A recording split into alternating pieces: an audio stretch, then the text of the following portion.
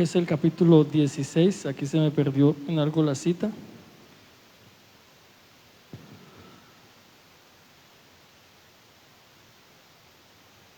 El versículo 15.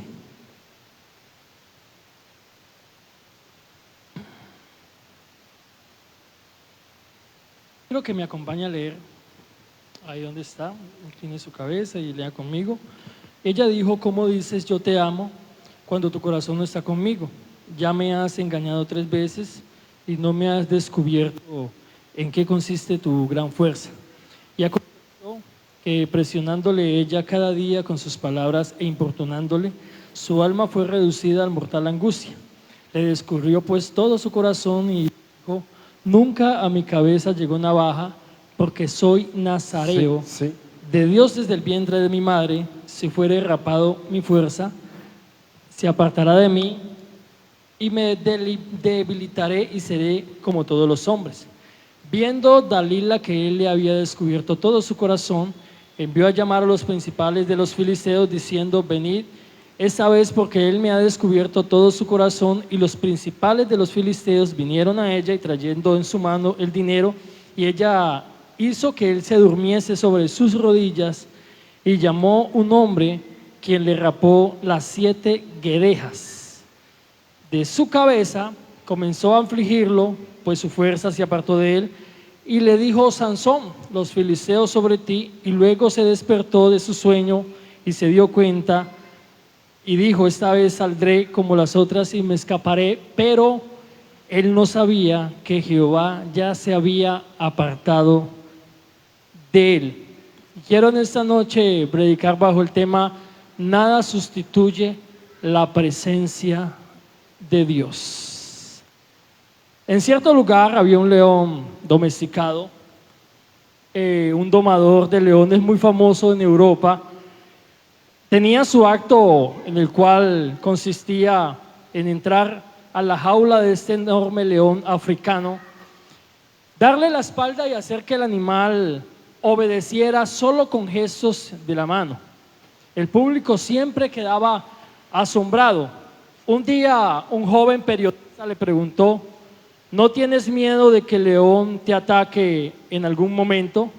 El domador sonrió y dijo: ese león me conoce desde que era cachorro, sabe quién manda.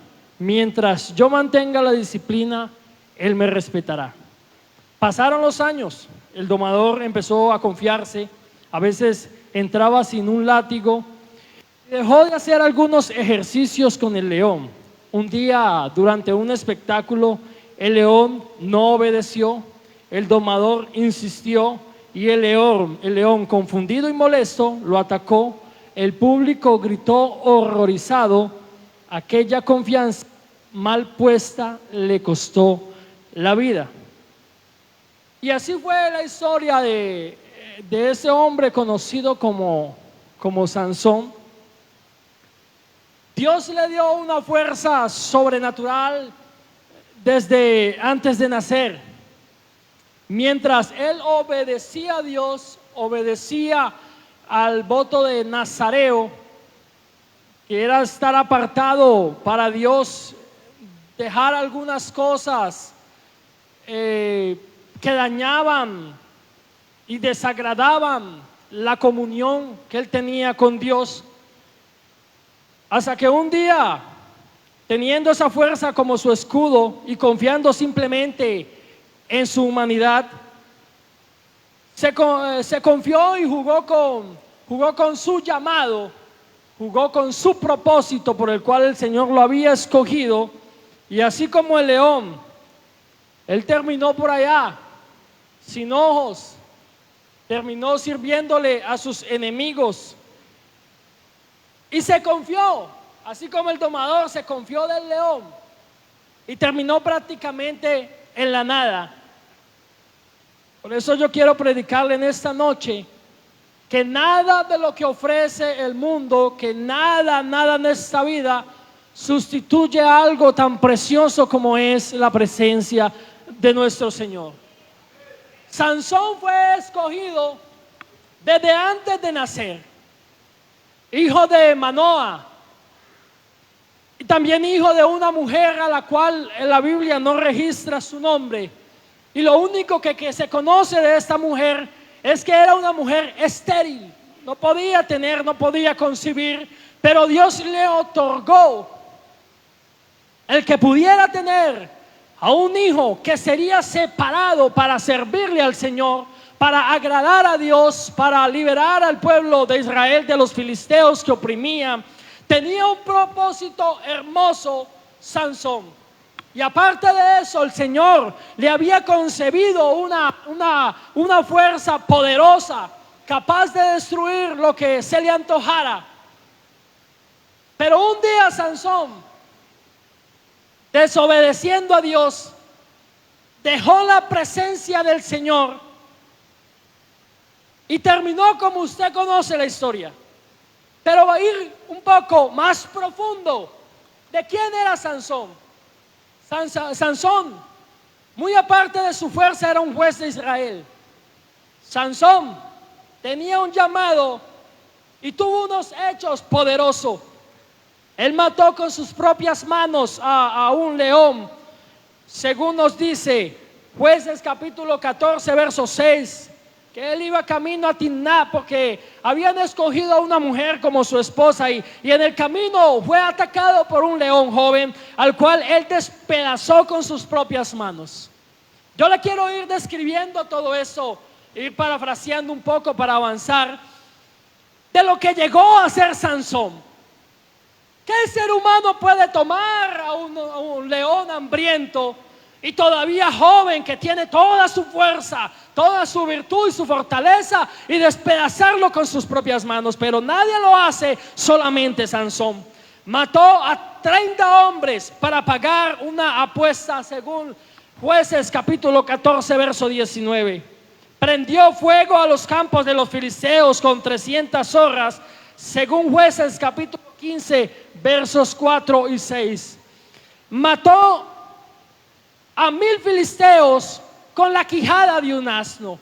Hoy una persona tal vez podría matar a 1000 personas más con algunos armamentos, pero él solamente lo hizo con la quijada de un asno. Le estoy hablando de un hombre, el hombre de su tiempo, el líder de su tiempo, el hombre que tal vez usted no lo veía musculoso como usted se lo pueda imaginar, tal vez un hombre sencillo, pero usado poderosamente por nuestro Señor Jesús.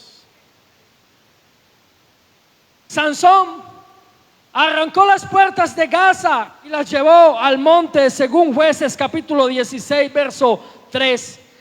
Según Jueces capítulo 19 verso 20 y 30, destruyó el templo de Dagón, matando a miles de filisteos que se reunían para mofarse de Sansón en alguna noche. Como lo decía, Sansón viene de un hogar donde la mujer de Manoa era estéril, pero todas las referencias que nos muestra la palabra de Dios nos habla de un hombre usado por nuestro Señor, un hombre que tenía un llamado profético, un hombre que tenía un llamado especial, un propósito especial, en el cual Dios lo usaba de una manera poderosa y tremenda a favor del pueblo de Israel. Si hablamos de Sansón, hablamos de un hombre en su momento que creaba algo así como una novela con escenas donde lo podemos halagar, hablar bien de él, pero otras escenas donde lo podemos censurar por lo débil de su carácter. A pesar de que Sansón tenía un llamado muy grande, empezó a desobedecer y a alejarse de la presencia del Señor. En cierta ocasión, cuando se apareció el león, dice la palabra de Dios que vino el Espíritu de Jehová sobre él. Y eso siempre ocurría. Siempre que Sansón hacía algún prodigio con su fuerza, no era por los músculos, no era, tal vez era un hombre delgado, pero era porque la presencia de Dios lo tomaba y actuaba a favor de Sansón. Porque dice la palabra de Dios que no es con nuestras fuerzas, que no es con nuestra humanidad, sino que es con el Santo Espíritu de nuestro Señor Jesús. Nada, hermano, de lo que hacemos nosotros tendría algún valor si no es por la presencia de nuestro Señor. Por eso Él siempre lo deja muy en claro, que la gloria es para Él y que no se la da a nadie. Dele ese aplauso al Señor, dele ese aplauso al Señor.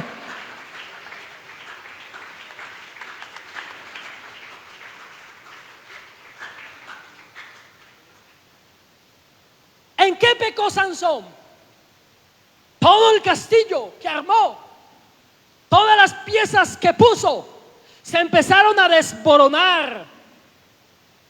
Eso era como una bicicleta. Porque usted lee la historia de Sansón y Sansón pecó, pero Dios lo continuó apoyando, lo siguió fortaleciendo, le siguió ayudando. Y uno se pregunta, ¿por qué suceden estas cosas? Pero es como la bicicleta, cuando usted va pedaleando y deja de dar pedal, la bicicleta no se detiene por sí sola, sino que con el paso del tiempo se detiene en un momento que usted no le espera. Sansón, venían problemas, venían dificultades, y el Señor lo sacaba, el Señor le ayudaba. Él por allá, un día le dijo a sus padres, Jueces capítulo 14, verso 1 al verso 3, había visto a una muchacha de la hija de los filisteos.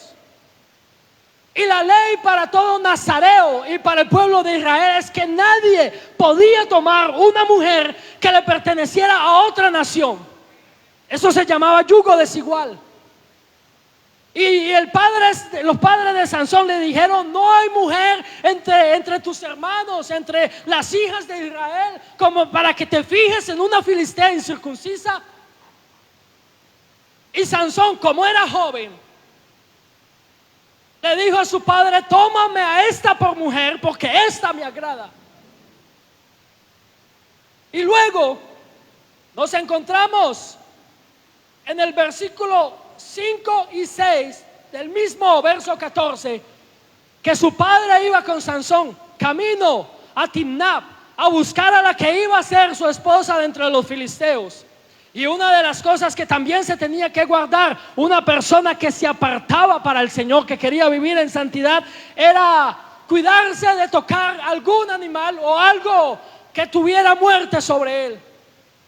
Y Sansón, usted lo leía, que Sansón le salió un animal a su encuentro y fue y lo mató, lo despedazó y lo dejó a un lado del camino. Y se fueron hacia Timnat a buscar a su esposa. Pero luego cuando volvieron, dice la palabra de Dios en el versículo 5 y 6, que Sansón se acercó a ver el animal. ¿Qué era lo que había pasado?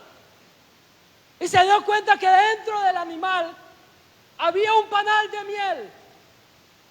Y él tomó la mano, la metió y comió de esa miel. Usted dice, pero ¿en qué momento Sansón tocó el animal muerto? Si usted mete la mano en un animal muerto, por lógica, tiene que tocarlo. Y ya tenía dos pecados como nazareo: el yugo desigual y el tocar lo muerto. Pero aún así, el Espíritu de Dios venía sobre él. Y luego aparece en la palabra de Dios que ningún nazareo podría tomar vino o algún producto derivado del vino. Y cuando Sansón fue a tomar a la que era su esposa, la filistea, la palabra de Dios en el mismo pasaje enseña del capítulo 14 que fueron e hicieron un banquete que duraba 7 días aproximadamente.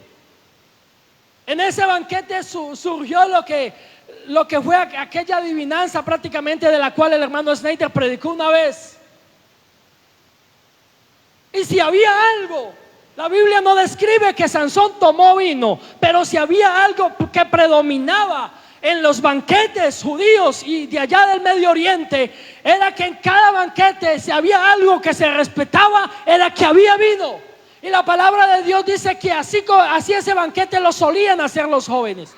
Banquete donde no hubiera vino, no era banquete. Y como lo decía ahora, por lógica, Sansón tomó vino. La Biblia no lo describe, pero por lógica, por el banquete, por la fiesta, porque era joven, porque no escuchaba a su padre cuando le dijo no lo tomes a la filistea. Tampoco me imagino que lo escuchó para no tomar vino. Y ya lleva 3 pecados. Y con el tiempo pasó. En Jueces capítulo 16 verso 1, Sansón cometió fornicación con una mujer ramera. Un nazareo no podía cometer fornicación. Pero Sansón no le importó lo que Dios hacía a través de él. A Sansón no le importó su llamado. A Sansón no le importó la presencia del Señor. E hizo lo que él quiso. Y por esa razón, un día, yo cuando era pequeño, yo me preguntaba por qué cuando Dalila le decía a Sansón, ¿por qué no me dices en qué consiste tu gran fuerza? Y Sansón le mentía diciéndole algo y le mentía diciéndole otra cosa. Y yo decía, ¿por qué Sansón, cuando era pequeño, por qué Sansón no se dio cuenta que Dalila lo quería engañar, lo quería vender? Porque él le contaba algo a Dalila: en esto consiste mi fuerza. Y cuando Dalila lo engañaba y venían los filisteos sobre él, él se levantaba y volvía a Dios y lo respaldaba otra vez. Pero llegó un momento en el cual, y eso es lo que yo pienso, que hay momentos donde Dios dice, ya no más.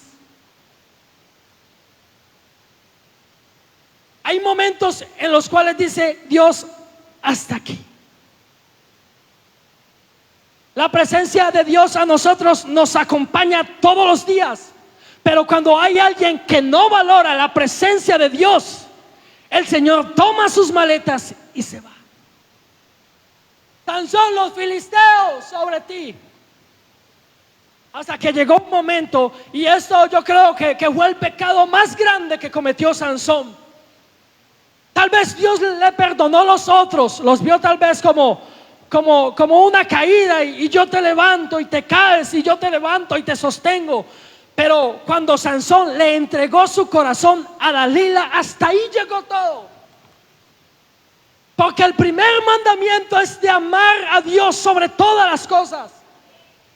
Y Sansón le dijo, hermano Mario, en qué consistía su fuerza. Le abrió el corazón, se olvidó de que el que tenía con Dios era símbolo del amor de Dios, de Sansón a él y de Dios hacia Sansón. Y se olvidó, Sansón se olvidó de eso, dejó a un lado a Dios y le entregó todo su amor a Dalila, contándole en qué consistía su gran fuerza.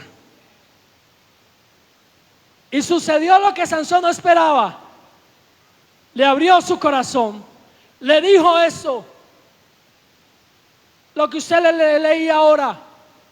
Le dijo en qué consistía su fuerza: que si su cabello era cortado, rapado, entonces él iba a ser débil como cualquiera de los otros hombres. Dalila, al saberlo, lo hizo dormir sobre sus piernas. Y cuando ya estaba en un profundo sueño, llamó a los filisteos, quien le cortaron el cabello. Y cuando Sansón se levantó otra vez, ella le dijo: Sansón, los filisteos sobre ti una vez más. Y dice la palabra de Dios que Sansón pensó que se iba a librar de la mano de los filisteos como las otras veces, pero no se había dado cuenta. Y esto es lo poderoso y de lo cual nosotros todos nos debemos cuidar. Sansón se olvidó.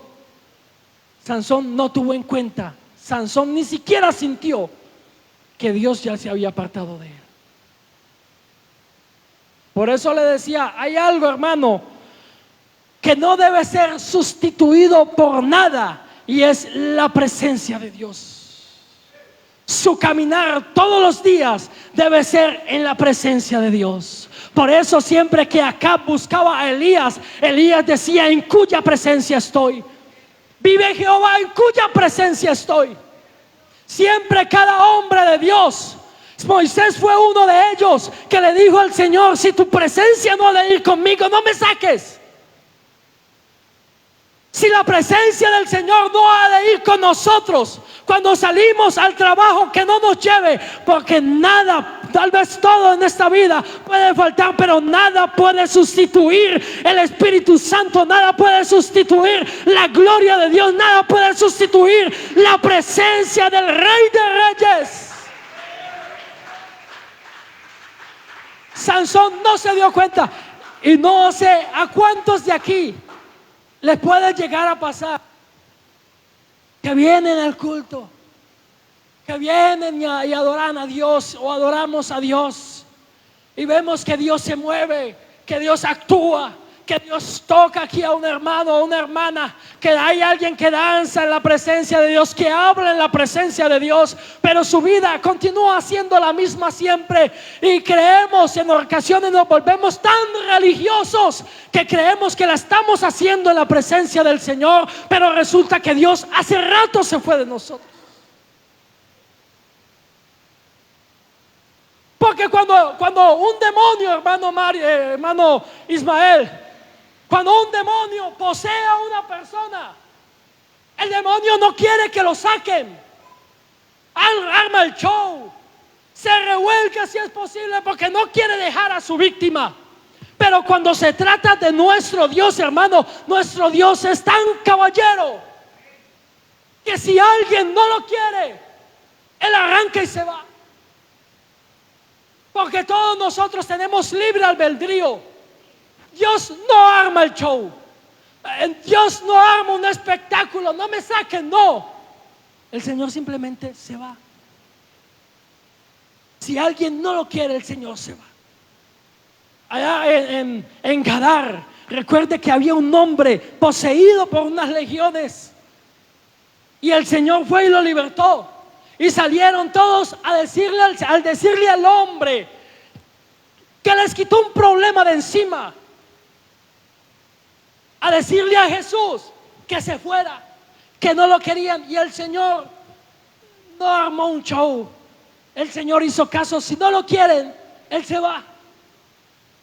Y no sé cuántos de aquí sienten aún la presencia de Dios en cultos tan ordinarios. No sé, hermanos, si aquí hay personas que todavía necesitan a un pastor o un predicador bomba para sentir la presencia de Dios, o que haya una multitud de personas para perderse entre la masa. Pero qué bueno que aquí hubieran personas que todavía saben lo importante de que en un culto pentecostal haya presencia de Dios.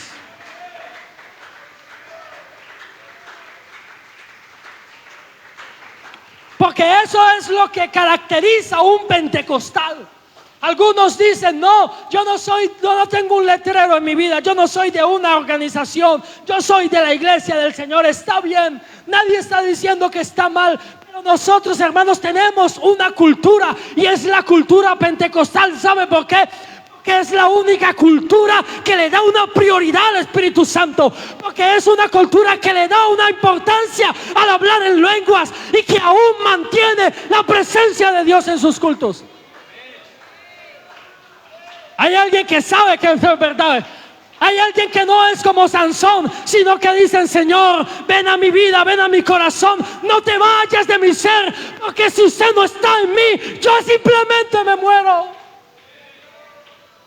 Y a pesar de todo, escúchame, a pesar de todo lo que le pasó a Sansón, Dios es tan bueno, Dios es tan poderoso, que la palabra de Dios en el capítulo 16 también nos dice que a Sansón le raparon el cabello, que se burlaron de Sansón,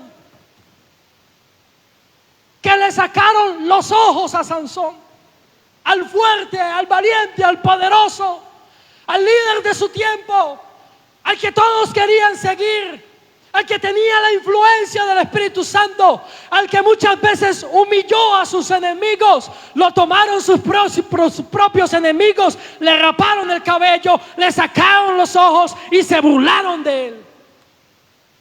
Y muchas veces el enemigo se burla de alguien que cree que tiene la presencia de Dios, pero que no se da cuenta que hace rato Dios lo dejó. Y aún así, como lo decía, Dios es tan bueno que en medio de esa agonía, el cabello, dice la palabra de Dios, le empezó a crecer.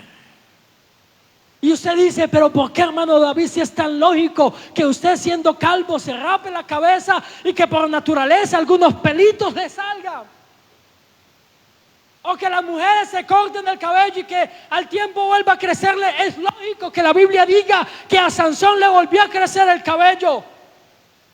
Pues yo pienso, mi hermano, que si en la Biblia aparece que a Sansón le volvió a crecer el cabello, no es casualidad. ¿Sabe qué es? Que en medio de la agonía, del propósito fracasado de Sansón, Dios aún tenía misericordia con Sansón. Porque a pesar de que nosotros en nuestra humanidad seamos infieles, la Biblia dice que Dios sigue permaneciendo fiel.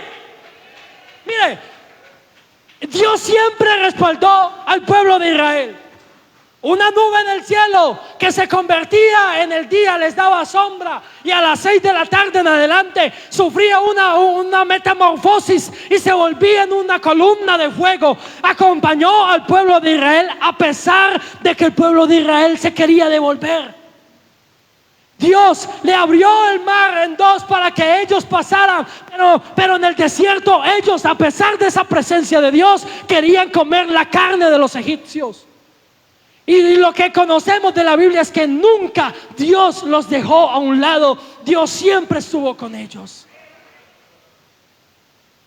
Y esa es la gracia, es la misericordia, es la bondad de nuestro Dios, que a pesar de que nosotros seamos malos con Él, nuestro Dios siempre nos mira con un agrado, con un amor, con una ternura, a pesar de que nosotros no le demos la importancia en el servicio del culto que Él se merece, a pesar de que nosotros vengamos a bostezar en ocasiones, a no alabarlo, o tal vez por pereza nos quedamos sentados, pero hay una importancia en la presencia de Dios en medio de nosotros, que con uno solo que le dé importancia, ahí se mueve nuestro Dios, porque donde hay 2 o 3 congregados, ahí está la presencia.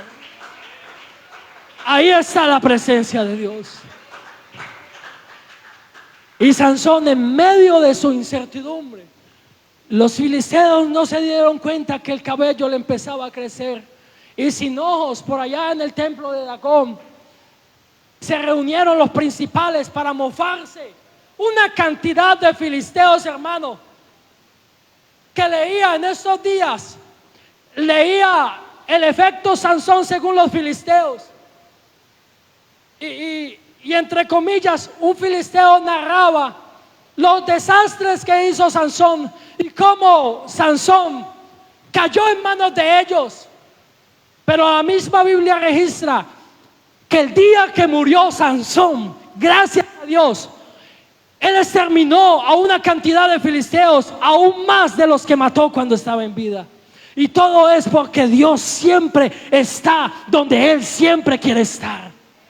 La Biblia dice que Él tiene misericordia del que Él quiere tener misericordia.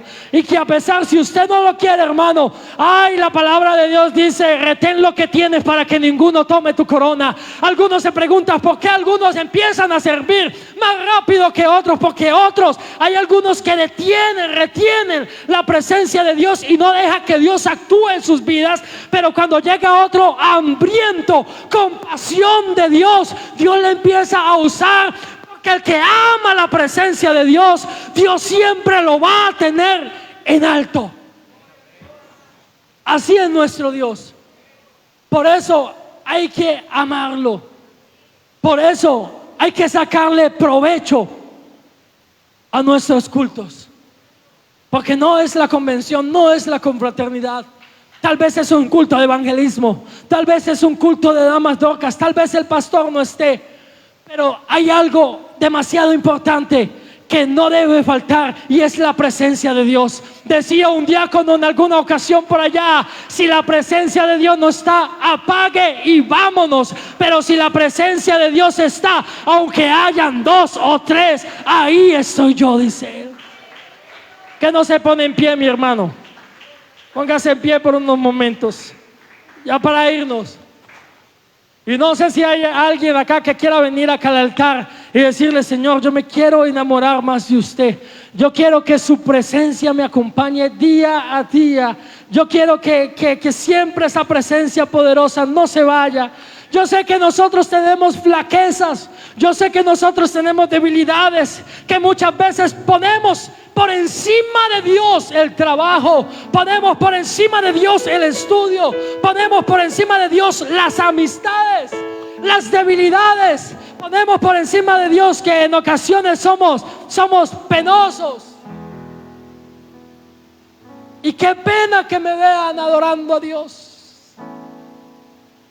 Qué pena lo que digan los de mi clase, lo que digan los de mi trabajo. Qué vergüenza me da a mí que mis compañeros me vean como un evangélico. Pero el Señor no lo toma de esa manera. El Señor siempre tiene la última palabra. Si hay alguien que no lo quiere, Él se va. Pero si hay alguien que lo retiene en su corazón, Él permanece para siempre. ¿Por qué no levantamos nuestras manos y le decimos algo al Señor? Que se escuche ese clamor de la iglesia hablando con nuestro Dios. Necesitamos la presencia de Dios todos los días. Necesitamos el poder de Dios todos los días. Recuerde que nuestro Dios, su presencia, Él es autoexistente, Él es omnipresente, Él es omnisciente, Él es el todopoderoso, que no puede faltar en los hogares, que no puede faltar en nuestras vidas, que nos puede faltar en nuestro trabajo, que no puede faltar en nuestro estudio, que no puede faltar en nuestro diario caminar. Aleluya.